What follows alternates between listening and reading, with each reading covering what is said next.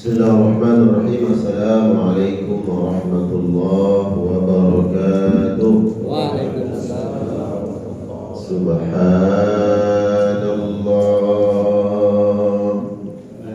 walhamdulillah wa la ilaha illallah wallahu akbar. Subhanallah walhamdulillah wa la ilaha illallah wallahu akbar. Subhanallah walhamdulillah wa la ilaha illallah wallahu akbar. Alhamdulillah hamdan tayyiban katsiran mubarakan fihi yaliqu bi jalalihi wa 'azimi sultanihi. Asyhadu an la ilaha illallah wahdahu la syarika lah wa asyhadu anna Muhammadan 'abduhu wa rasuluh. Allahumma salli wa sallim wa barik wa karim ala hadzal nabiyil karim nabiyyina wa rasulina wa syafi'ina maulana Muhammad wa ala alihi wa ashabihi wa man sara ala nahjihi wa istanna bi sunnatihi ila yaumiddin. Amma ba'du. Qalu rabbana la 'ilma lana illa ma 'allamtana innaka antal 'alimul hakim. Allahumma 'allimna ma yanfa'una wanfa'na bima 'allamtana wa zidna 'ilma wa aslih lana syu'unana kullaha wa la takilna ila anfusina tarfata 'ain. Amin ya Allah ya rabbal alamin. Apa kabar semuanya jemaah? Sehat semua? Alhamdulillah yang sehat. InsyaAllah semoga senantiasa dijaga kesehatannya oleh Allah Subhanahu wa ta'ala. Karena insyaAllah apabila kita sehat secara fisik, ibadah bisa kita lakukan dengan sempurna. Yang sehat insyaAllah bisa salat berjamaah di masjid. Kalau ada keluarga yang sakit, yang kurang sehat, semoga Allah Subhanahu wa ta'ala angkat penyakitnya, amin. Allah hilangkan keluh kesahnya, amin. Allah berikan ketenangan, Allah berikan keluarga yang sakinah mawaddah, amin ya Allah ya rabbal alamin. Kita bersyukur kepada Allah Subhanahu wa ta'ala. Syukur yang kita buktikan dengan bentuk amaliyah nyata. Di pagi hari ini kita datang ke masjid melaksanakan salat subuh berjamaah, kemudian duduk sejenak untuk sama-sama tawassaw bil haqqi wa tawassaw bis sabri, merupakan aktualisasi dari syukur itu. Kita bersyukur kepada Allah Subhanahu wa ta'ala, dan semoga apa yang kita lakukan, amaliyah kita, Allah catat, Allah letakkan pada timbangan kebaikan kita dan Allah ridhoi. Amin. Kita sampaikan salawat salam kita untuk Nabi yang mulia sallallahu alaihi wasallam, kepada keluarga dan seluruh sahabat-sahabatnya, insyaallah yang hadir di majelis ini semua, dan seluruh keluarga anak keturunannya telah mendapatkan syafaat Nabi Muhammad sallallahu alaihi wasallam. Amin ya Allah ya rabbal alamin. Pagi hari ini tema kita adalah jangan mengabaikan Al-Qur'an. Mengabaikan dalam bahasa Arabnya al-hajru. Al-hajru bukan al-hijrah, beda. Al-hajru artinya mengabaikan atau tidak memperdulikan atau memutus hubungan dengan sesuatu, itu disebut dengan al-hajru. Apabila seorang suami marah sama istrinya karena mungkin saja istri ini berbuat kesalahan dan seterusnya, kemudian dia nasihati istrinya, dinasihati dengan kata-kata, ya, kemudian berbuat kesalahan lagi, maka kemudian dia menghajru istrinya, diabaikan, diabaikan beberapa hari, mungkin saja interaksinya, pergaulannya, ya, yang biasa dia tegur sapa, tapi kemudian diabaikan beberapa hari dengan tujuan menasihati. Nah, mengabaikan itu dalam bahasa Arabnya al-hajru, diabaikan. Al-hajru lawanannya al-waslu. Al-waslu artinya menyambung, mengikat. Apabila seseorang mengabaikan Al-Quran, maka para ulama mengatakan orang ini sedang menghajrul Quran, ya, yahjurul Quran, dia mengabaikan Al-Quran. Namun sebaliknya, apabila seseorang senantiasa berinteraksi, bermuamalah dengan Al-Quran, baik dengan cara membaca, tilawah, atau kemudian dia buka Al-Quran, setelah dia baca, dia bingung, ini artinya apa? Al-Quran yang dia buka nggak ada terjemahnya. Kemudian dia cari Al-Quran mushaf yang terjemah, dia berusaha, oh ternyata artinya ini, dia tahu artinya. Secara tekstual dia tahu artinya, tapi dia coba berdalam. Ini apa hikmah? Apa hukum? Apa faidah, keutamaan di balik ayat-ayat ini? Dia cari buku-buku yang menjelaskan tentang hukum-hukum Al-Quran, penjelasan Al-Quran. Dia cari buku, oh ternyata surah Al-Fatihah itu ini loh keutamaannya, ini faedahnya, begini Rasulullah SAW membaca Al-Fatihah, dan begini cara menggunakan Al-Fatihah, dan seterusnya. Nah, inilah orang-orang yang dalam pandangan ulama dia waslu bil Quran, dia menyambung dirinya, dia berinteraksi dengan Al-Quranul Karim. Nah, insyaallah jemaah sekalian yang Allah muliakan, ini jamaah Masjid Muhajirin, orang-orang yang senantiasa al-waslu bil Quran, ya, menyambung hubungannya dengan Al-Quran. Termasuk pagi hari ini adalah kita membahas tema jangan mengabaikan Al-Quran, berarti kita sedang menyambung hubungan kita dengan Al-Quranul Karim. Pernah mungkin saya sampaikan di majelis ini tentang aduan Nabi Sallallahu Alaihi Wasallam kepada Allah Subhanahu wa Ta'ala. Kenapa Nabi mengadu kepada Allah? Karena bahwa ada umat Nabi Muhammad Sallallahu Alaihi Wasallam yang menghajrul Quran, yang mengabaikan Al-Quranul Karim. Padahal Al-Quran ini adalah hidayah.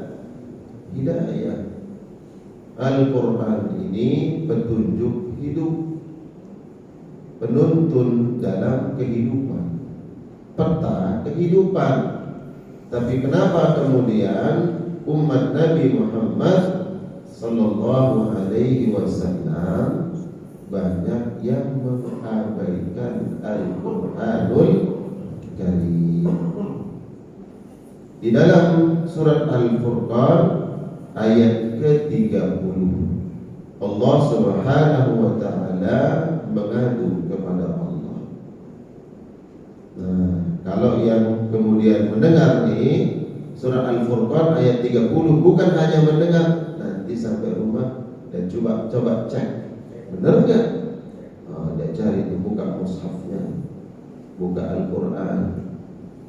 Apa firman Allah Subhanahu wa Ta'ala yang menyampaikan bahwa Nabi mengadu kepada Allah. Kalau nanti sampai rumah membuka mushaf, berarti orang ini sedang waslu bil Quran. Praktekkan langsung, buktikan langsung bentuk kita tidak menghajrul Quran. Catat saja, atau diingat dan dibuka di rumah. Apa keluhan Nabi Sallallahu Alaihi Wasallam di dalam Al-Quran yang Allah abadikan? Wa qala ar-rasul ya Rabbi inna qaumi ittakhadhu hadzal Qur'ana mahjura. Wa qala ar-rasul, dan Rasulullah Sallallahu Alaihi Wasallam dia curhat kepada Allah dengan mengatakan ya Rabbi, ya Allah, menggunakan kata ya itu dalam bahasa Arab mengirim pesan minimal dua pesan di situ. Pertama, ingin menyampaikan rasa cinta, rasa senang, bahagia. Yang kedua, menyampaikan kesedihan. Ya Rabbi, kira-kira di sini Nabi Sallallahu Alaihi Wasallam curhat kepada Allah karena senang, bahagia atau sedih? Sedih. Nabi sedih. Dia mengatakan ya Rabbi, ya Allah, seperti kita berdoa. Inna qaumi ittakhadhu, sesungguhnya kaumku, sesungguhnya umatku, ittakhadhu hadzal Qur'ana mahjura, dia melihat Al-Quran ini perkara yang tidak penting dalam hidupnya. Nah, ini orang-orang yang menghajurul Quran. Dia menganggap Al-Quran sesuatu hal yang tidak prioritas. Curhatan Nabi ini sebenarnya nasihat buat kita jemaah sekalian, Allah muliakan. Nasihati diri kita dengan ayat ini, bahwa banyak di antara kita mungkin mengabaikan Al-Quran. Kalau dulunya atau sampai detik ini, setelah kita memuhasabah diri kita, mengintrospeksi diri, oh ternyata iya, saya ini bagian dari orang yang mengabaikan Al-Quran. Buktinya apa? Satu, oh ternyata sampai detik ini saya belum masih membaca Al-Quran. Ya, sekarang tanya saja diri kita sendiri.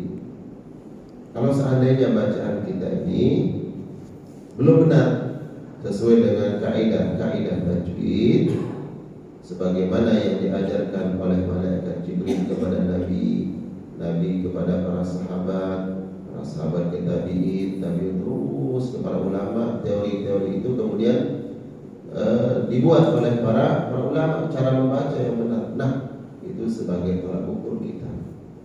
Kalau seandainya ini belum benar, berarti ini berapa persen di bagian kita ini melakukan mengabaikan Al-Quran. Dan di situ ada azam. Azam itu ada niat, ada kemauan untuk memperbaiki bacaan, sehingga nanti di akhirat ketika mengatakan ya Rasulullah, kami ingin mendapatkan syafaatmu ya Rasulullah, kita berharap syafaat Nabi, tapi ternyata dalam hidup kita ini kita yang membuat Nabi SAW berduka dan sedih. Kira-kira pantas saya enggak kita minta syafaat ke Nabi? Kalau begitu, kayaknya roman-romannya kurang pantas kita minta. Padahal saat itu kita butuh syafaat. Nah, sekarang pantaskan diri kita kelak agar enggak malu di hadapan Nabi. Biar tidak malu di hadapan Nabi Sallallahu Alaihi Wasallam. Di dalam hidup ini kalau kita mau minta bantuan sama orang kan, kira-kira enak nggak minta bantuan ke dia? Iya, saya pernah maki-maki orang kan gak enak, ya kan? Tapi kalau kita sudah berbuat baik kepada seseorang, kita pernah membantu dia, kita pernah mentransfer kebahagiaan, ya dalam hatinya mungkin dengan bantuan, dengan sikap, perbuatan, ya suatu saat kemudian kita minta bantuan kayaknya si enak-enak saja kita minta bantuan kan? Nah, layakkan diri kita kelak di akhirat, ya Rasulullah kami minta Karena mulai introspeksi diri hari ini, bagaimana muamalah dan interaksi kita dengan Al-Qur'anul Karim. Ibnu Qayyim Al-Jauziyah beliau mengatakan begini. Ada yang bertanya, "Ya Imam, coba sebutkan bentuk-bentuk kami menghajurul Quran.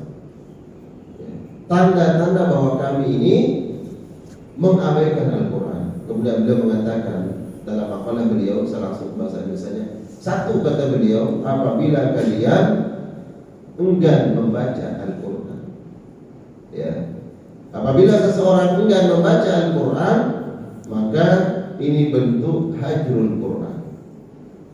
Ya. Al-Quran itu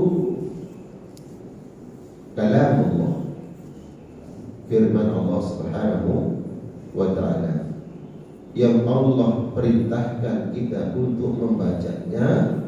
Maka siapa saja yang berusaha ingin membaca Al-Quran, maka Allah nanti yang mudahkan jalannya untuk bisa baca Al-Quran. Ustaz, sulit baca Quran. Kuatkan azam, kuatkan tekad, keinginan. Karena yang memerintahkan kita untuk membaca Al-Quran Allah, maka Allah sendiri yang akan mudahkan kita untuk melaksanakan perintahnya.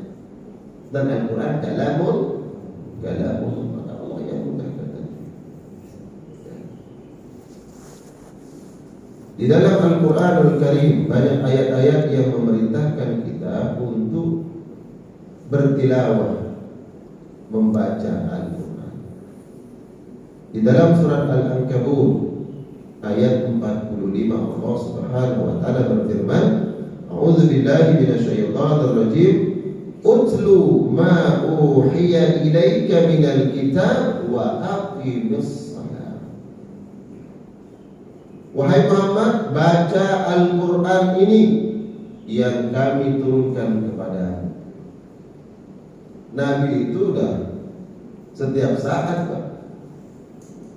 Di bulan Ramadan, malaikat Jibril itu setiap malam turun ke Nabi, tadarus dengan Nabi. Kalau kita kan tadarus dengan jamaah, ya. Makanya itu tadarus Al-Quran itu memang sudah ada riwayatnya dari Rasulullah SAW dengan malaikat Jibril. Tadarus berdua, subhanallah. Nabi baca, didengarin oleh malaikat Jibril. Berdua terus di bulan Ramadan. Setelah itu malaikat Jibril yang bacakan ke Nabi, dibacakan ibarat guru. Nih murid sedang baca, kalau salah dibenerin. Nah kemudian guru yang baca, dia mentalkin, begini loh baca, dengar ya, ini yang benar begini. Itu ganti-gantian. Makanya insya Allah yang tadarus di bulan Ramadan itu insya Allah dapat keberkahan sebagaimana yang dilakukan Nabi dengan malaikat Jibril. Tadarus Al-Quran. Allah perintahkan kepada Nabi, utlu, baca wahai Muhammad. Padahal Nabi setiap waktu, setiap saat baca Quran, tapi diperintahkan oleh Allah untuk membaca Al-Quran.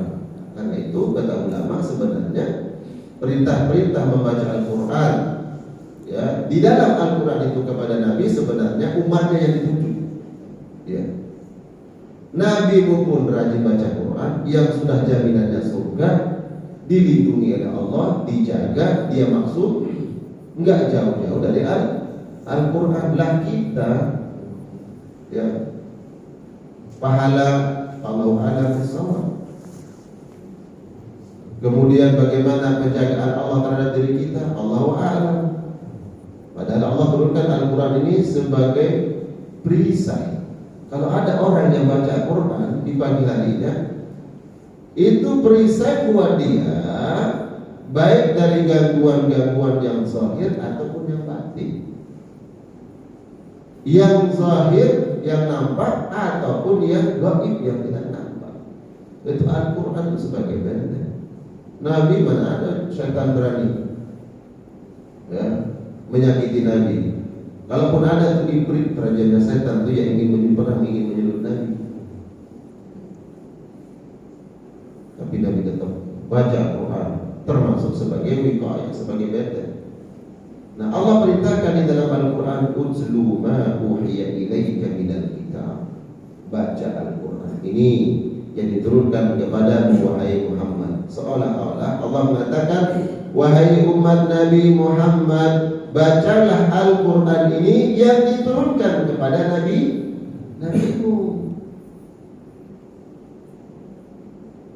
yang diturunkan kepada Rasulullah Sallallahu Alaihi Wasallam. Baca dia, karena Rasulmu senantiasa membaca. Dan subhanallah, ketika Allah menyebut dan memerintahkan baca Al-Quran, dalam beberapa ayat Allah selalu gandengkan dengan mendirikan sholat. Baca Quran, dirikan sholat. Cek nanti. Ya, termasuk tadi ya di surat Al-Ankabut, kemudian di dalam surat Fatir ayat 29. Saya sampaikan dua aja contohnya. Ketika Allah memerintahkan baca Quran, selalu digandengkan dengan sholat.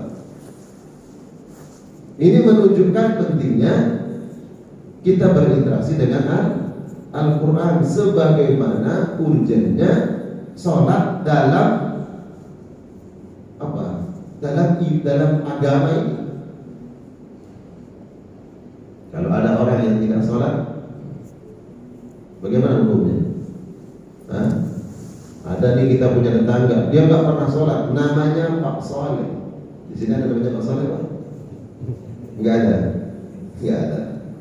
Mestinya kan soleh, namanya Pak Soleh, tapi nggak pernah ketemu di masjid. Ya, namanya Pak Soleh, ini contoh. Ya, mohon maaf nih, ada namanya Pak Soleh, karena dia selalu bilang Pak David di luar kita. Ya, mohon maaf yang namanya Pak Soleh ya. Dia nggak pernah sholat. Kemudian ditanya sama Ustaz, Pak, kenapa nggak sholat? Dia katakan sholat itu tidak wajib. Nah, gimana hukumnya dalam Islam? Sholat nggak wajib, padahal sholat rukun Islam. Sepakat ulama bahwa kalau ada orang mengatakan sholat tidak wajib, maka batal Islamnya. Dia mengatakan sholat nggak wajib karena sholat rukun Islam. Kalau kemudian kenapa nggak sholat Pak Soleh? Iya Ustaz, kadang-kadang kapan? Ya, kadang-kadang kalau lagi ada mertua datang ke rumah ya kita sholat.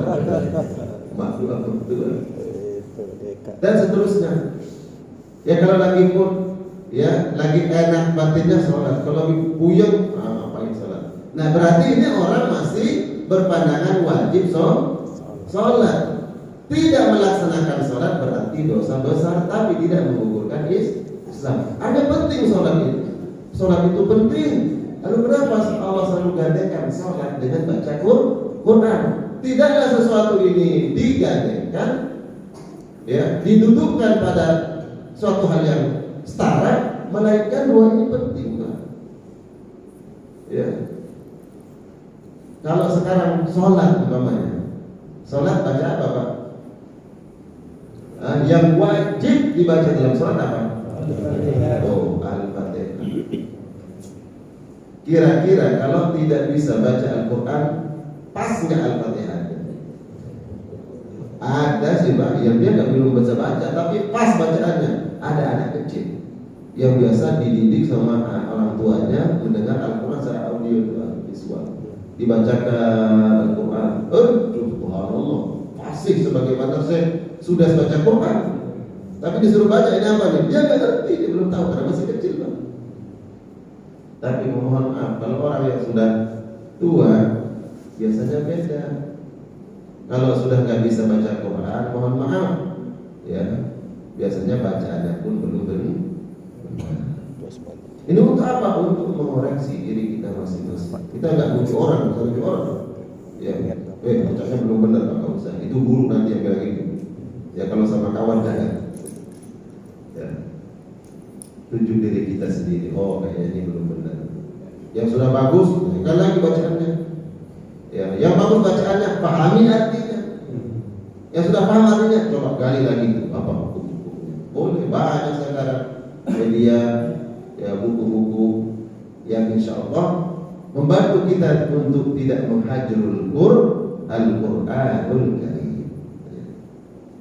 Allah gandengkan tuh, utlu ma uhiya ilaik, wahai Muhammad, bacalah Al-Quran ini yang diturunkan kepadamu. Wa aqimis shalah, dan dirikan salat, digandengkan. Salat itu baca Quran, baca Al-Fatihah. Kalau imamnya baca Al-Fatihah tidak benar, dia ibarat sopir yang baru belajar. Kemungkinannya nubruk. Ya, kalau nubruk tembok Pak jalanan masih bisa selamat. Kalau ke jurang Pak, hati-hati. Ya. Kalau mobil pribadi kita itu sini apa Pak? A. Kalau yang kontainer sini apa? B. Yang biasa mau punya SIM A, tapi nyetir mobil kontainer. Nah, kira-kira gimana tuh Pak? Nah, maksud saya nih, ya, baca Al-Quran dengan baik, dengan benar, kemudian nanti boleh pengurus masjid kemudian jadwalkan Bapak ini nanti jadi imam, ya kan? Boleh giliran siapa yang sudah bagus bacanya jadi imam, ya, untuk latihan tadi. Ya. Kalau ada yang kurang karena sudah menjadi imam, akhirnya saya kan sudah jadi imam. Di mana? Di masjid. Tumbuh tuh semangat, keinginan untuk belajar Al-Quran, memperbaiki bacaan.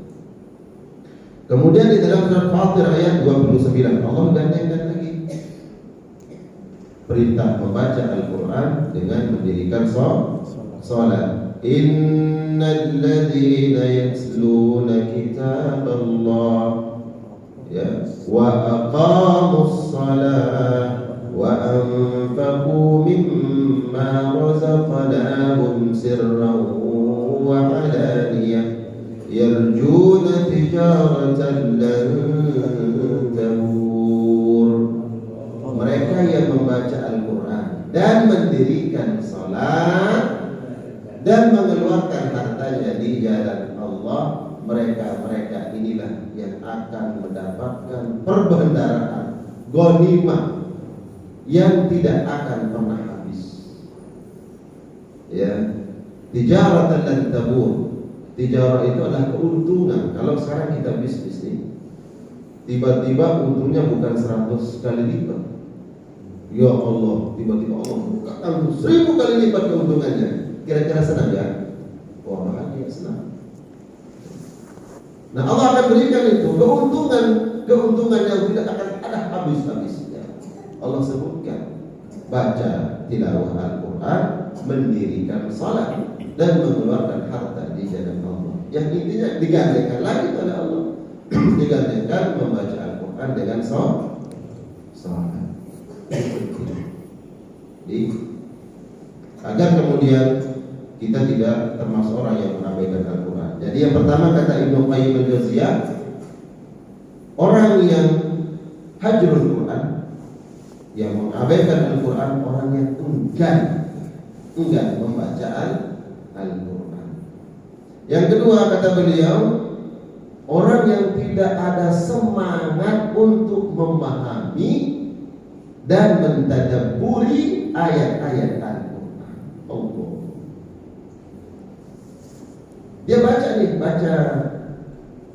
tapi tidak ada semangat untuk ini artinya apa, ya, maknanya apa. Selama ini kita sudah hafal 3 surat terakhir di dalam Al-Quran. Orang sering menyebutnya 3 kul, betul nggak? Kul apa yang pertama? Kul huwallah. Kul yang kedua, kul a'udzu birabbil falaq. Yang ketiga, kul a'udzu birabbil. Sekarang kalau saya tanya satu-satu arti dari kul huwallah, mungkin iya jadi kul huwallahu ahad Allahu samad lam yalid walam yulad walam yakul lahu kufuwan ahad. Tahu saya ini insyaallah artinya. Ya. Insya betul tahu artinya ya. Iya kan? Kita dari kecil udah hafal tuh kul huwallah. Ya insyaallah tahu artinya. Ya. Secara umum mungkin kita paham nih. Ya, kandungannya adalah Allah itu Esa dan Allah tidak berbilang, tidak diperanakan dan tidak diperanakan dan tidak diperanakan keesaan Allah.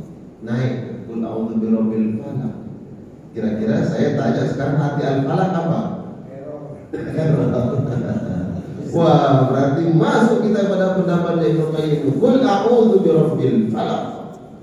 Ya, apa arti al-falaq? Falaq katanya ilmu falak kan. Ya. Qul a'udzu birabbil falaq min syarri ma khalaq. Sampai akhir. Belum tahu artinya? Cek nanti arti al-falaq itu apa. Yang biasa sholat rajin, sholat subuh mesti harus tahu. Ya kan? Naik qul a'udzu birabbin nas. Dia kagak tahu artinya. Apa arti an-nas? Manusia. Qul a'udzu birabbin nas malikin nas. 3 surat ini sudah kita hafal dari dulu. Dari kecil kita hafal. Apakah kemudian kita sudah tahu tidak arti-arti setiap ayatnya? Oh, udah tahu Ustaz. Naik dong levelnya. Apa keutamaannya? Ya, fadilahnya. Apa sebabnya turun ini ayat ini, surat ini, dan bagaimana Nabi SAW menggunakan ayat ini sebagai doa-doa perlindungan. Ini kita cari agar kita kemudian tidak dianggap hajrul Qur'an. Mentadaburinya. Nah, mentadaburi ini siapa saja diberikan ruang oleh Allah Subhanahu wa taala untuk mentadabburi Al-Qur'an. Orang alim tadabbur Al-Qur'anul Karim walaupun sudah paham nih hukum-hukumnya, kandungan-kandungannya, tapi kemudian ya dia coba kaitkan ayat ini dengan kehidupan saya. Kalau hukum kan tertulis, oh ini hukumnya, ini seterusnya. Orang yang mentadabburi kemudian dia cari kira-kira ayat ini cocok nggak buat saya menghadapi masalah saya. Nah, bagaimana ayat ini kemudian memberikan jalan keluar dalam menghadapi ujian-ujian itu? Itu orang yang mentadabburi, tadabburi Al-Quran. Siapa saja diberikan ruang oleh Allah, dipersilakan tadabbur Al-Quran. Bahkan orang-orang kafir disodorkan Al-Quran oleh Allah. Nih ayat Al-Quran yang dibawa oleh Muhammad, yang dulu kalian berikan gelar Al-Amin, terpercaya. Sekarang dia membawa kalamullah. Kalian dengar dan kalian paham bahasa ini. Coba tadabburi. Ya. Afala yatadabbaruna al-Qur'an? Afala yatadabbaruna al-Qur'an am ala qulubin aqfaluha? Kenapa mereka tidak mentadabburi Al-Quran? Ini sebuah celaan Allah. Konteks ayat ini Allah mencela orang-orang Quraisy dulu di zaman Nabi, yang mereka dipilih oleh Allah Subhanahu wa taala, orang-orang mulia, menjaga Ka'bah, melindungi Ka'bah. Datang Nabi dan Rasul dari kalangan mereka, bukan dari klan Yahudi, tapi dari orang-orang Quraisy juga. Dan mereka faham tentang bahasa Arab. Coba kalian tadabburi, afala yatadabbaruna al-Qur'an am ala qulubin aqfaluha? Kenapa mereka tidak mentadabburi Al-Qur'an? Atau apakah karena memang hati-hati mereka sudah terkunci? Nah, ini kalau kita bawa ayat ini dalam kehidupan kita sehari-hari untuk diri kita, apa yang membuat kemudian kita tidak berusaha mentadabburi Al-Qur'an tadi? Apalagi Allah sudah berikan banyak ruang waktu. Kalau dulu mungkin usia 25 baru mulai bekerja, terus meniti karir, mungkin banyak alasan-alasan kita, banyak kesibukan yang menutup ruang-ruang kesempatan kita membaca Al-Quran dan mentadabburinya. Nah, sekarang Allah berikan waktu bagi kita nih untuk lebih banyak berinteraksi dengan Al-Qur'anul Karim. Ya akan kita bawa. Tadi makanya saya buka kajian ini dengan apa? Agar nanti kita layak mendapatkan syafaat Nabi Muhammad sallallahu alaihi wasallam. Kita bukan bagian orang yang membuat Nabi berduka, bersedih. Karena kalau kita bagian orang tersebut yang malu nanti kepada Nabi. Ya Rasulullah, kami malu minta syafaatmu ya Rasul. Kami malu. Kami bagian orang yang bersedih sebagaimana Allah tentukan dalam Al-Quran. Tadabburi ayat ini. Orang kafir saja diminta oleh Allah untuk mentadabburinya, apalagi terhadap orang-orang yang diturunkan Al-Quran kepadanya. Siapa yang diturunkan Al-Quran kepadanya? Yaitu umat Nabi Muhammad sallallahu alaihi wasallam. Tadabburi. Alhamdulillah. Alhamdulillah Rabbil Alamin. Kebaikan itu harus kita syiarkan. Kebaikan itu harus bisa dinikmati oleh siapa saja. Saya ada buku saya Tadabbur Al-Quran Surah Al-Fatihah. Ini buku saya 171 halaman mentadabburi surah Al-Fatihah. Buku ini. Nanti yang ingin buku ini silakan datang ke admin saya. Ini bagian dari kita apa? Agar kita mengajar Al-Quran. Tidak dikatakan mengabaikan Al-Quran. Oh tahu ternyata Al-Fatihah itu ini lebih utamaannya. Kata ulama begini, Bismillah itu begini, Alhamdulillah itu begini, terus sampai ghairil maghdubi alaihim waladdallin. Kenapa Allah menyebut nikmat? Ya. Kenapa? Siapa mereka yang diberikan nikmat? Lalu bagaimana caranya agar kita mendapatkan nikmat sebagaimana mereka mendapatkan nikmat? Insyaallah. Ini buku ini ada sebenarnya wakaf. Saya buat kemudian bagi siapa saja yang ingin mewakafkan. Kalau selama ini banyak wakaf Al-Quranul Karim dibaca. Ya. Maka ada buku untuk menambah literasi, ya, bacaan, ilmu pengetahuan. Ya, ini buku sudah program ada wakaf di NTB, di pesantren-pesantren. Ya, dulu tempat pesantren saya nyantren, ya, kita ada program itu.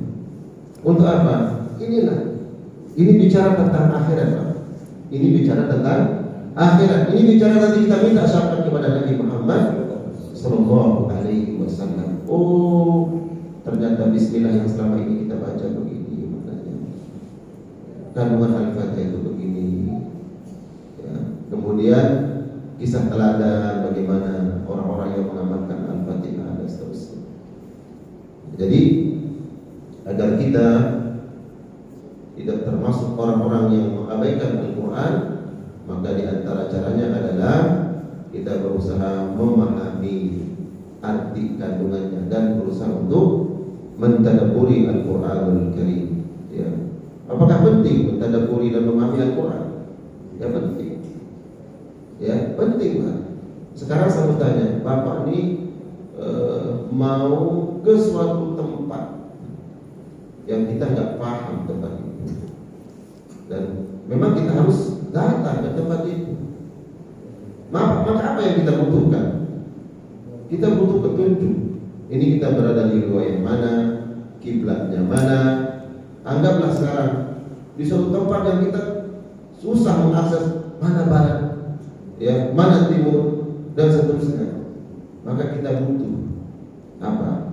Petunjuk di situ. Katakanlah kompas, katakanlah peta. Al-Quran itu peta kehidupan. Ya. Ada kadang orang yang Allah hadirkan di dunia, tapi dia nggak tahu tujuan dia dihadirkan ke dunia. Untuk apa ke dunia? Apakah hanya sekedar mampir, kemudian lahir, makan, minum, bekerja, mohon maaf, berbanyak keturunan, setelah itu meninggal dunia, selesai? Tidak. Al-Quran tentang kehidupan. Bagaimana kemudian agar kita selamat di dunia, Allah selamatkan kita di akhirat. Allah sebutkan di dalam surat Al-Baqarah, awal surat Al-Baqarah. Awal surat Al-Baqarah. A'udzu billahi minasy syaithanir rajim. Bismillahirrahmanirrahim. Terus Alif Lam Mim. Terus Dzalikal kitabu la raiba fihi hudan lil muttaqin. Coba artikan, terjemahkan sekarang. Terjemahkan. Alif Lam Mim. Artinya apa? Allah yang Maha tahu maksud dan tujuannya. Ayat itu al-muqatta'ah, terputus-putus alif. Jangan baca. Kalau ada yang baca alamat dia memang nggak bisa baca alamat. Maksudnya kan baca alif lam mim, betul kan? Iya, dia baca alamat. Berarti bukan astagfirullah. Inna lillahi wa inna ilaihi raji'un. Inna lillahi kepada aja kita serahkan. Allah sebut huruful muqatta'ah alif lam mim, tidak disebut satu persatu hurufnya. Kata para ulama, kalau ada surat diawali dengan huruful muqatta'ah, ada hal penting yang Allah mau sampaikan. Ya, makanya cara bacanya beda. Cara bacanya beda karena agar manusia itu intibah. Intibah itu ada apa nih? Konsep. Alif lam mim. Itu orang Arab tahu itu. Ya karena ini kan bukan bahasa kita kan. Ya. Kalau orang Arab itu tahu bahwa kalau huruf-huruf muqatta'ah ini diawali dalam ucapan-ucapan praktik ada penting. Dzalikal kitabu la raiba fihi. Dzalikal kitab, Al-Qur'an ini tidak ada keraguan padanya. Untuk apa? Fungsinya untuk hudalil, ya Allah petunjuk. Sekarang adakah di antara kita yang mau hidup dalam keadaan tersesat? Enggak ada. Ya, enggak ada yang mau tersesat dalam hidupnya. Ya. Tapi sayang banyak di antara kita kemudian menampakkan seolah-olah enggak masalah tersesat. Ya, enggak apa-apa. Enggak kembali kepada Dzalikal kitabu la raiba fihi hudan lil muttaqin. Ini petunjuk bagi mereka-mereka yang bertakwa. Ada bertanya, Ustaz, kalau dia petunjuk bagi orang bertakwa, berarti bukan petunjuk bagi orang yang tidak Nah, begitu kan pemahamannya. Ya. Berarti penting kemudian memahami, bukan begitu pemahamannya. Naikkan, kita harus memahami makna daripada ayat tersebut. Dijelaskan oleh para ulama, hudan lil muttaqin artinya kalau kau senantiasa dekat dengan Al-Qur'an, berinteraksi dengan Al-Qur'an, mengamalkan hukum-hukumnya, Allah akan naikkan derajat kita menjadi orang-orang muttaqin. Maknanya hudan dia sebagai petunjuk penting kita memahami Al-Qur'an Al-Karim dan mentadabburinya. Dan ada perintah dalam Al-Quran untuk mentadabburi. Ya, ada perintah untuk mentadabburi secara khusus. Tadi diperintahkan kepada orang-orang Quraisy, afala yatadabbaruna Al-Quran. Kenapa kalian orang-orang Quraisy tidak mentadabburi Al-Quranul Karim? Ketika awal-awal Quran itu turun dan kalian tolak. Ya. Kemudian secara umum Allah perintahkan kepada siapa saja yang membaca Al-Quran dari semenjak diturunkannya di zaman Nabi Muhammad Sallallahu Alaihi Wasallam sampai akhir zaman nanti, Al-Quran yang akan tetap abadi, nggak akan hilang, tidak akan hilang di telan masa dan waktu, dia akan tetap ada. Itu jaminan Allah Subhanahu Wa Taala. Maka silakan umat siapapun, ya, nanti di akhir zaman terus sampai hari kiamat diberitakan oleh Allah mentadabburi Al-Quran. Allah berfirman di dalam surat Shad ayat 29. Ya, Allah berfirman, kitabun anzalnahu ilaika mubarakun liyadabbaru ayatihi wa liyadzakkara ulul albab. Kitabun anzalnahu ilaika, Al-Quran ini kami turunkan kepadamu wahai Muhammad, mubarakun, membawa keberkahan. Ya Allah, membawa keberkahan. Al-Quran itu berkah. Rumah yang senantiasa dibacakan Al-Quran, insyaAllah rumah itu menjadi rumah yang berkah.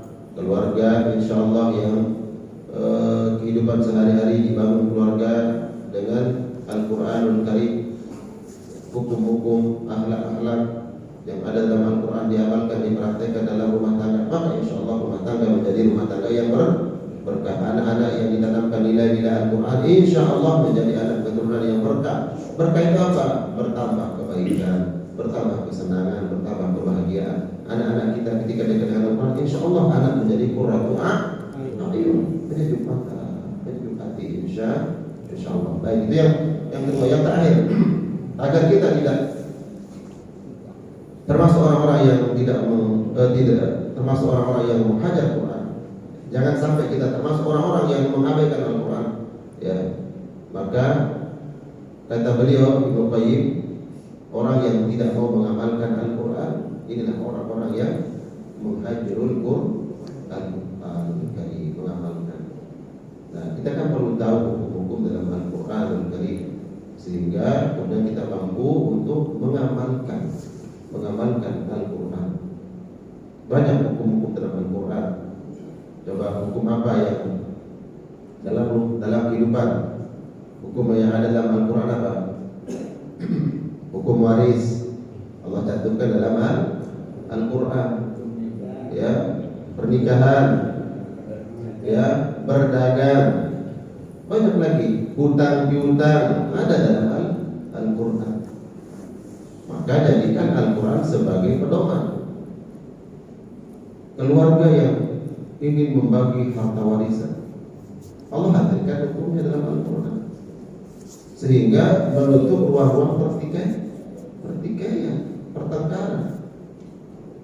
Karena mohon maaf, satu kepala, satu ayat, tapi beda-beda juga nih karakter sifat daripada anak-anaknya, betul nggak? Ada yang kakaknya ya bagaimana baiknya, tapi yang lainnya enggak, pokoknya.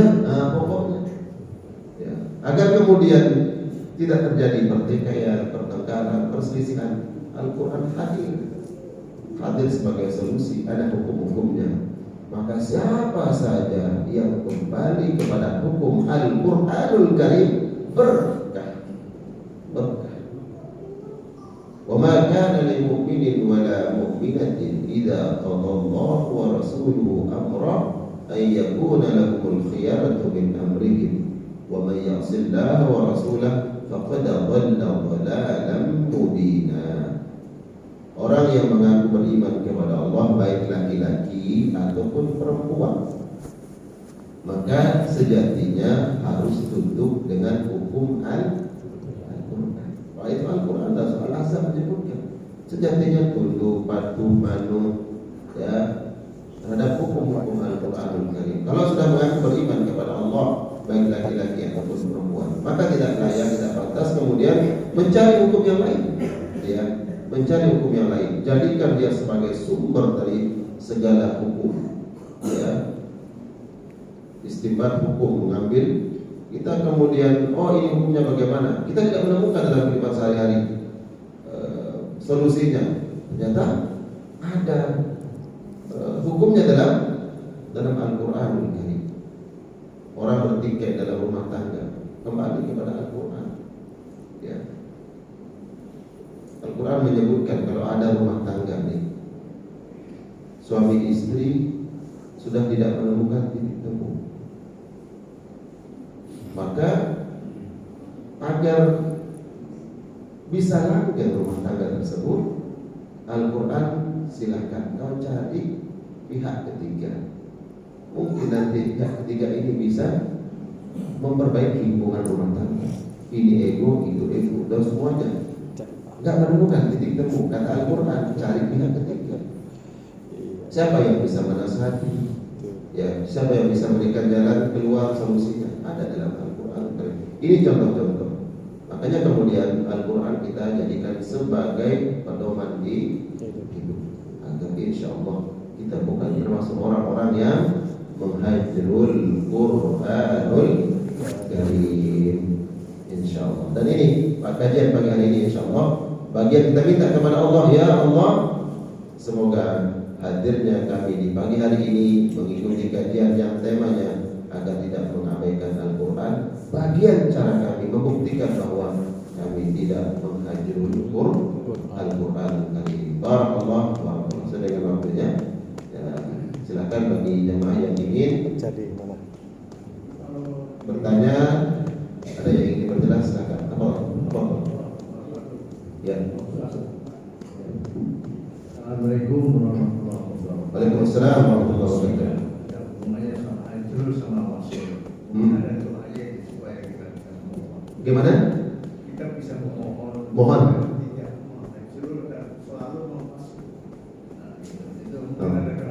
Ada doanya? Ada. Saya yakin di sini ada apa? Ayo, langsung jawab. Yang saya jawab. Yang biasa tadarus maksudnya apa? Doanya. Allahumma arhamna bil Qur'an. Terus waj'alhu lana imaman wa nuran wa hudan wa rahmah. Allahumma zakkirna minhu ma nasina wa 'allimna minhu ma jahilna warzuqna tilawatahu ana al-laili wa atrafan nahar waj'alhu lana hujjatan ya rabbal alamin. Ya itu doanya. Oh dijawab kan? Allah marhamna bil Quran. Enggak ada maksudnya lah. Oh enggak ada waslu-waslu ya. Kan tadi bagaimana kita minta? Ya, Ustaz apa doanya agar kita terus terinteraksi dengan terkoneksi dengan Al-Qur'an yang tadi. Coba, Allah marhamna bil Quran. Ya Allah rahmati kami dengan waj'alhu lana imaman. Jadikan Al-Qur'an ini sebagai imam. Imam itu di depan. Makmum mengikuti. Al-Qur'an katanya begini. Ya jangan imamnya lambat. Dia ruku, dia sujud, imam belum ruku. Enggak, ini bukan makmum yang benar. Jadi kalau Al-Quran mengatakan begini, ya ikuti Al-Quran. Kalau Al-Quran katakan kanan, belok kan? Kanan. Al-Quran bilang kiri, kiri. Kalau Al-Quran bilang kanan, kita belok kiri, nabrak. Ya, waj'alhu lana imaman, terus wa nuran, dan cahaya, wa hudan, dan petunjuk, wa rahmah, jadikan Al-Quran sebagai rahmat buat kami. Mana doa ini, mana ayat kalimat yang mengatakan agar kami terus bisa berwasal dengan Al-Quran? Ayatnya adalah warzuqna tilawatahu. Ya Allah, anugerahkan kepada kami agar bisa membaca Al-Quran itu. Ana al-lail, setiap malam. Wa atrafan nahar, dan setiap pagi dan sore. Atrafan nahar itu adalah pertengahan siang, maksudnya pagi bisa baca Quran, sore bisa baca Quran, malam hari baca Quran. Kalau malam hari bagaimana baca Quran? Ya para ulama baca Quran malam hari itu bukan hanya terbaca, dia sholat qiyamul lail. Sholat qiyamul lail 2 rakaat ternyata dari sepertiga malam sampai subuh. Yang dia baca pada rakaat pertamanya 1 juz. Baca sendiri, yaitu dia membaca Al-Quran. Bukan hanya sekedar dia sholat, tapi di situ dia murojaah, di situ dia tilawah Al-Quran, dia mentadabburi, menghayati. Nah makanya perbanyak doa tadi. Warzuqna ya Allah, anugerahkan. Jangan hanya ya Allah, warzuqna rizqan halalan thayyiban kathiran mubarakan. Selama ini kan warzuqna selalu pokoknya, ya kan?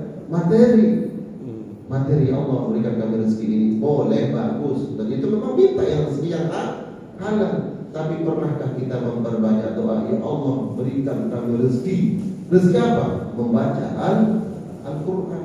Jadi kalau ada orang baca Quran di pagi hari, di sore hari, malam harinya juga baca Al-Quran, berarti dia sudah diberikan rezeki oleh Allah Subhanahu wa Ta'ala. Makanya rezeki, kalau rezeki ini apa yang kita dapatkan belum tentu bisa kita nikmati. Coba sekarang nih, ya, yang membawa sedekah dompet nanti dompet ya. Yang ATM kita tuh berapa isinya? Belum tentu kita bisa menikmatinya. Allahu a'lam. Ya. Di bank berapa uang? Katakanlah di jamaah semuanya aminkan. Uangnya semuanya di bank 10 miliar semuanya. Amin. Betul banget. Deka. Ya setiap orang, ya alhamdulillah, ya kan? Jadi makin ramai masjid kita, makin makmur masjid kita, makin sejahtera jamaahnya. Kenapa? Subhanallah, masjid kita cepat jadi. Ya kan semuanya 100, jangan 10 minimal sekali. Nah seperti itu kita minta. Apa? Ini bisa saja kita nikmati Pak. Meninggal dunia, belum tentu kita bisa menikmati. ya kan? Mohon maaf, tiba-tiba kena tipu, yang 10 miliar tiba-tiba ludes. Ya Allah, 10 miliar ludes, udah ludes langsung polek lagi dia. Allahu Akbar. Iya, tadi saya doain tadi. Terus saya doain tadi, minimal 10 miliar di ATM-nya minimal. Ya buat apa? Buat cepat pembangunan masjid kita. Amin. Ya, nggak lama-lama. Alhamdulillah, karena Pak Ketua sudah pusing nih. Pak Ketua sudah pusing nih, maka mana lagi ini jadi apa namanya lubang-lubang bantuan ini ya. Jadi tolong bantu beliau, tolong bantu biar nggak pusing. Insyaallah, amin. Nah, jadi kalau seperti itu kita udah minta rezeki seperti itu, dan minta rezeki ini juga. Kalau ini rezeki nggak akan habis. Tadi kan saya sebutkan dalam ayatnya, tijaratan lan tabur, yang membaca Al-Quran, mendirikan sholat, kemudian berinfak, bersedekah, dan keluarkan hartanya untuk masjid, pembangunan masjid kita cepat selesai. Siapa? Yarjuna tijaratan lan tabur. Ini orang-orang yang mendapatkan kemuliaan, perbendaharaan, keuntungan yang tidak akan pernah habis. Enggak akan diambil orang, Pak. Ambil pahalamu, enggak bisa. Jadi kita zalim sama orang, enggak akan habis. Tapi uang yang kita miliki hari ini belum tentu kita bisa nikmati. Tapi kalau kita baca Quran, mendirikan sholat, berinfak di jalan Allah, maka kita akan bawa sampai di akhirat. Jadi baca tadi, Pak. Kalau pertanyaannya, apa doa untuk agar kita terus diwasal dengan Al-Quran? Tadi, warzuqna tilawatahu ana al-laili wa atrafan nahar waj'alhu lana hujjatan ya rabbal alamin. Apa artinya waj'alhu lana hujjatan? Jadikan Al-Quran ini pembela kami, ya Allah. Karena Al-Quran kata Nabi, hujjatun alaika atau hujjatun laka. Yang kita minta hujjatan waj'alhu lana hujjatan. Ya Allah, jadikan sebagai pembela. Karena nanti Al-Quran akan datang di akhirat. Satu, dia sebagai pembela. Kedua, hujjatun alaina, dia akan menuntut kita. Ya. Mana orang-orang yang dulu tidak pernah membaca Al-Quran, ya, dicari oleh Allah. Oh, ini tidak pernah baca Quran, mengabaikan Al-Quran. Hujjatun alaihi, ya, hujjatun alaihi. Mana mereka yang sering berinteraksi dengan Al-Quran, membacanya, mentadabburinya, mengamalkan hukum-hukumnya, menanamkan terhadap anak-anaknya nilai Al-Quran. Maka ini Al-Quran akan datang sebagai hujjatun lana. Jadi bukan hujjatun alaina, beda. Hujjatun lana sebagai penolong, sebagai pensyafaat. Kalau hujjatun alaina, dia akan menuntut kita di akhirat nanti. Nah, kita mau Al-Quran sebagai hujjatun lana atau hujjatun alaina? Hujjatun lana waj'alhu lana. Jangan sampai salah. Waj'alhu alaina, salah. Waj'alhu lana hujjatan ya rabbal alamin. Jadi hafalkan doa itu, Pak. Kalau yang bertanya semuanya insyaallah hafalkan doa. Setelah baca Al-Quran tentunya. Setelah baca Al-Quran. Iya, berarti yang baca ini, makanya ini baca doa ini setelah membaca Al-Quran.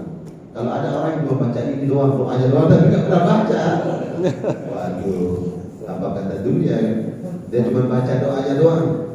Ada nggak? Ada. Siapa? Tuh Bapak itu setiap tadarus tambah lakukan. Malam hari ini kita akan khatam Al-Quran. Ya. Pas doa Al-Quran datang langsung dia. Tapi dia nggak pernah ikut tadarus dari malam pertama. Ada nggak begini? Ada. Di sini nggak ada. Orang semua yang jauh yang ada. Orang yang datang ke sini. Ya, barakallah ya Bapak. Jadi insyaallah ini doanya ya, agar kita diberikan kemampuan oleh Allah untuk terus berinteraksi dengan Al-Quran. Ya, ada pertanyaan lagi. izin Pak Ustaz. Nah. Assalamualaikum warahmatullahi wabarakatuh. Waalaikumsalam warahmatullahi wabarakatuh. Ya, dapat sebelah. Jadi betapa susahnya Pak Ustaz Ya. kalau kita mengikuti Ibnu Qayyim ya Pak Ustaz. Ibnu Qayyim al-Jauziyah. Ya. Pertama harus membaca, kemudian harus terjemahan, Ya. kemudian Mentadaburinya. Ya. Sementara ini kita sudah tua Pak Ustaz. Ya. Bapak masih muda mah. Masih muda. Gagal. Hanya sebatas bisa membaca saja. Ya. Membaca, kemudian belum sampai ke tempat yang lain. Tapi kegiatan yang lain seperti perintah sholat dilaksanakan, Ya. puasa dilaksanakan, sedekah dilaksanakan, semua dilaksanakan. Hanya satu yang belum Ya. diketahui Pak Ustaz. Ya. Apakah kira-kira ini kita termasuk juga orang malaikat Pak Ustaz? Ya, poin yang ini berarti kita melalui. Kita ingin sempurna. Bukankah kita ingin sempurna dan nanti kembali kepada Allah membawa kesempurnaan ibadah? Maka kita berusaha. Adapun nanti setelah kita berusaha memaksimalkan itu, nilai kesempurnaan itu nanti Allah yang kasih nilai. Yang penting kita ada usaha, ada semangat. Jangan pisahkan antara salat, sedekah dengan Al-Quran. Ya, karena Al-Quran sendiri yang memisahkan itu. Yang membaca Al-Quran, kemudian dia mendirikan salat, kemudian dia berinfak dari hartanya. Mereka itulah yang mengharapkan perbendaharaan, keuntungan yang tidak akan pernah habis. Jadi jangan pisahkan. Ya kalau kita pisahkan tetap dapat kemuliaan tadi, tapi kurang. Bukankah nanti ada orang-orang yang sempurna, naik semuanya kelasnya di sini, VIP.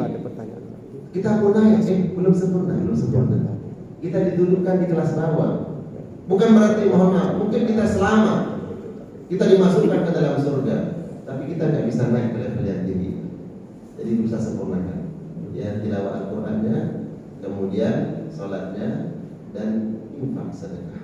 Ya, Allah sebutkan tadi di dalam Al-Qur'anul Karim. Ya. Jadi berusaha sempurnakan. Yang penting kita ada keinginan, kemauan. Ya, berusaha Pak. Baik untuk agar kita tidak patah semangat dan berkecil hati. Disebutkan siapa orang yang berniat. Ini pentingnya niat. Ustaz, kami ini kan sudah tua, sulit untuk menghafal Quran. Hari ini hafal satu ayat, besoknya sudah lupa. Ulang lagi ayat itu, lupa lagi, gak naik-naik, gak nambah-nambah kedua ayat. Itu aja diulang-ulang terus. Ya, karena niatnya Allah akan berikan kemuliaan karena hafalnya. Kalau ada penghafal Al-Quran, nanti di akhirat kemudian ada orang yang berazam, berniat ingin menghafal Al-Quran, tapi tidak sampai dia menghafal Al-Quran, Allah samakan derajatnya. Allah gabungkan dalam satu tempat. Itu pentingnya niat, Pak. Pentingnya niat. Ya Allah, ternyata selama ini mungkin saya termasuk orang yang ya Allah, saya ingin menghafal Quran, saya ingin membaguskan bacaan saya, belajar dan terus belajar. Allah nanti nggak ngelihat sebagaimana dia meninggal. Oh, meninggal baru ikrar menang, meninggal dunia. Allah nggak akan golongkan dengan Quran, tapi Allah akan golongkan sesuai dengan niatnya. Amin. Amin. Ya Allah ya Rabbal Alamin. Kalau dia ingin bagus bacaan Qurannya, dia boleh belajar, meninggal dunia, Allah golongkan orang-orang yang sudah bagus baca Al-Quran. Nanti ditanya nih, kamu kan belum ikrar, ketemu sama imam masjidnya, kok disamakan levelnya? Kamu ikrar, niatnya, ya, penting nih, niat. Alhamdulillah. Bangun semangat ya. Allah alam bisawab. Jadi bagi jamaah sekalian yang ingin agar kita tidak menghajar Quran, nanti hubungi ya, hubungi admin, ya. Boleh tanda nama, nomor handphone, nanti dibawakan ke sini sama admin. Berapa orang nanti dibawakan ke sini, ya. Atau saya ingin wakaf, Ustaz, saya ingin wakaf, berapa? Ya. Apakah satu buku, dua buku? Hubungi admin. Nanti buku ini akan kita sebar ke pesantren-pesantren, ya, tempat-tempat pendidikan, insya Allah. Ini bagian saya. Kalau gajah mati meninggalkan gading, terus harimau mati meninggalkan belang, kita mati meninggalkan apa? Ya, nama baik, insya Allah. Ya, mudah-mudahan apa yang kita tinggalkan ini bermanfaat dunia dan akhirat, insya Allah. Cukup ya? Barakallah. Lebih dari cukup. Baik, sama-sama kita tutup dengan الله. أعوذ بالله من الشيطان الرجيم. بسم الله الرحمن الرحيم. الحمد لله رب العالمين حمدا يوافي نعمه ويكافئ مزيده. يا رب لك الحمد كما ينبغي لجلال وجهك وعظيم سلطانك. اللهم صل وسلم وبارك على محمد وعلى آل محمد. اللهم اجعل القرآن قلوبنا ضياء ولأبصارنا غناء ولأمراضنا دواء ولذنوبنا ومحصى وعن النار مخلصا.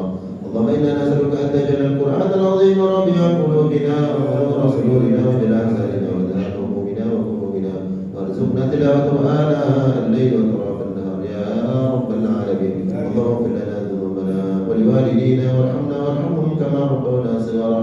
جميع المسلمين والمسلمات والمؤمنين والمؤمنات الأحياء منهم والأموات. ربنا آتنا في الدنيا حسنة وفي الآخرة حسنة وقنا عذاب النار. بفضلك سبحان ربك رب العزة عما يصفون وسلام على المرسلين